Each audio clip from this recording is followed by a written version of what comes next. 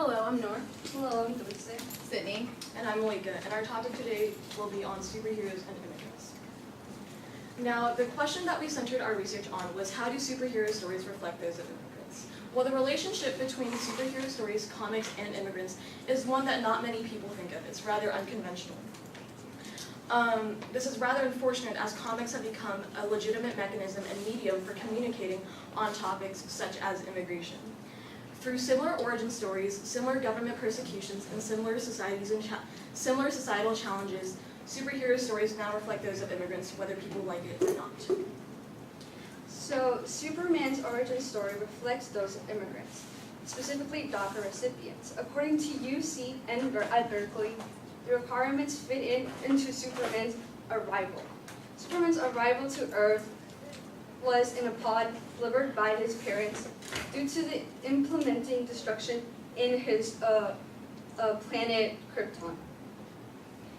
Superman didn't have a choice in deciding whether he wanted to come to Earth. So did many DACA recipients. Even Barack Obama defended the fact that mothers and fathers made the decision to cross the border without documentation. This is not their children's fault. Lastly, both Superman and DACA recipients share the true identity of Americans. In a recent Washington Post article or interview, Anthony Lee, a DACA recipient, stated that he feels really closely to America. He grew up here, and if he went back to the Philippines where he originally was born, he will have a hard time fitting in. So do many DACA recipients. And DC publishers Jean Lee and Dee Dee Dow said that, or defined Superman's immigration status as a visitor from a long-last planet, and where he has implemented American values. His roots come from a farm boy from Smallville, Kansas.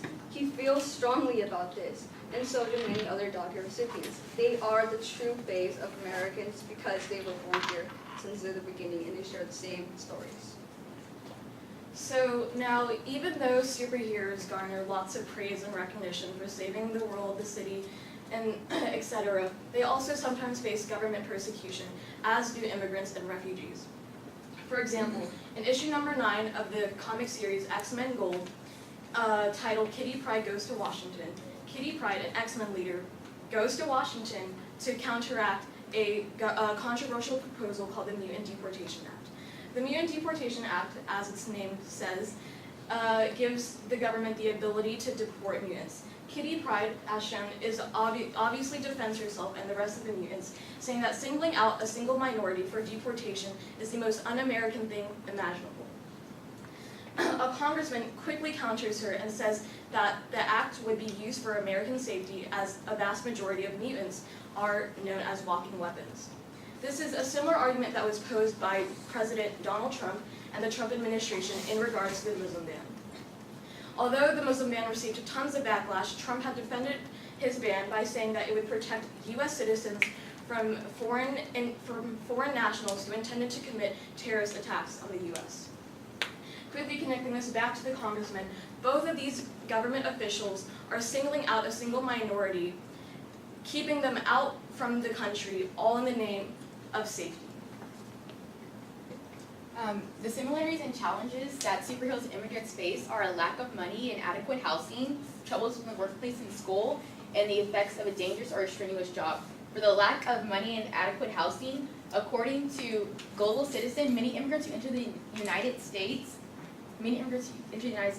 will get low-paying jobs because they assume that they don't have rights, discrimination, and a little or no knowledge of English. According to Superhero Nation, superheroes also face this challenge because according to Superhero Nation, superheroes also face this challenge because they don't have stable jobs and don't have stable housing. An example given on Superhero Nation is when Spider-Man is living in his apartment and facing the threat of being evicted and starving.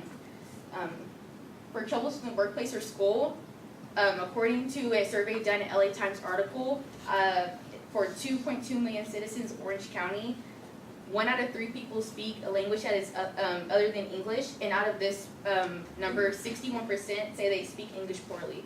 A lack of English causes friction and causes awkward confrontations within a workplace. Although superheroes don't face language barriers, superheroes face the challenge of absenteeism, and we can see this in What Would Spidey Do? Article in What Would Spidey Do? Spider-Man number 546. It states that Spider-Man previously worked at Midtown High School, and while the exact reasons for why Spider-Man left this profession is not known. It is not hard to see that they would dismiss an educator who shows up late, who has a lot of absences and shows up with unexplained bruises. So there are many similarities between the comics and superhero stories that relate to immigrants. As stated before, Superman is an immigrant. He is from a foreign planet, but he lives in the United States. This relates to about 11 million immigrants that can be found in the United States today. So it's like, if you detest immigrants, you might as well hate Superman too. Another example of this is in the Miss Marvel comic, which features Kamala Khan. Kamala Khan is shown to be a Muslim teenager who is the daughter of Pakistani immigrants. Throughout this comic, Kamala Khan is presented to be a lot more modernized and is shown as a typical teenager. Throughout this comic, there are plot points that steer away from typical ethnic stereotypes and present Muslim people to be as regular people, and that there are positive effects of them. Although there are many similarities between comics and immigrants that help impact society positively, there are also the downsides. There are struggles in comics and superhero stories that alienate a certain group of people. According to Charlie Nash, who is a reporter from the Brevet team, people read comics to get away from real life. They like to use it as an escape.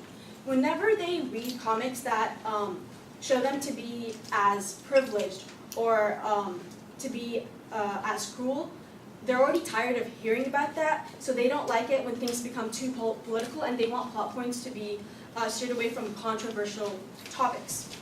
This also causes a negative impact on immigrants because it causes that group of people to might as well stop reading comics altogether, and for immigrants to be forced on them. Another example of this is in the Superman's new comic action number 987, where Hispanic immigrants are shown, and they are shown to be targeted by a nationalist group, which again provokes those who are more conservative, because it also aroused social media anger, and this actually relates to a clear motive of how Donald Trump is against immigrants. Another thing is that it causes displeasure in many of those conservatives into reading the comics. Another example is in Captain America's new comic. The main character is presented to be black, and he fights the sons of serpents, and Fox News made a review about this comic, and it showed how it targeted conservatives because it keeps putting them as a bad image, and as immigrants are like the only good people, which causes hate towards the immigrants from the conservative group. So what do these similarities mean for the future of comic books? So, while comic book publishers might lose part of their conservative, sort of loyal fan base because they do not want to read things that are too political, but at the same time,